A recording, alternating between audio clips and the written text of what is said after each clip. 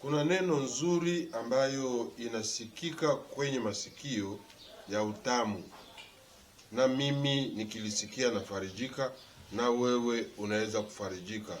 Neno linasema Yesu ni jibu. Jésus est la solution. Yesu ni nyishu.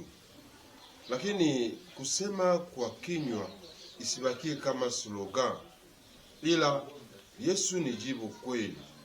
Wakati gani? Wakati amezaliwa ndani yako, Mungu wa Emmanuel anakuja kusema na wewe. Inakutanisha na dhamiri yako safi na akili ya kuzaliwa. Mara moja huyu anafanya kazi.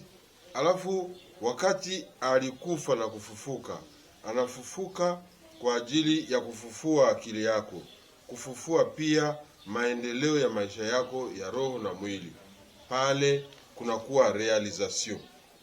Sababu mtu anaweza kuwa na pesa ashindwe namna ya kuijere kwa kufikia kitu kizuri. Na ndio maana wakati tunasema Yesu ni jibu, wakati ni kipindi anafanya vitu vyenyewe, anakusaidia wewe kufikia, kuonekana na kuonyesha watu wengine. Ndio pale tunasema Yesu ni jibu. Kweli Yesu ni jibu. Lakini kwa wengi Yesu hajakuwa jibu, kwa sababu mambo yao hayende sawa sawa. Kumbe tumuombe huyu Yesu awe jibu kwa kufungua akili, kwa kutengeneza dhamiri, kwa kutupa uwezekano, shingo ndefu ya kuona mbali, ili kabla hatujafa tuache realization ambayo itabakia kumbu nyuma yetu.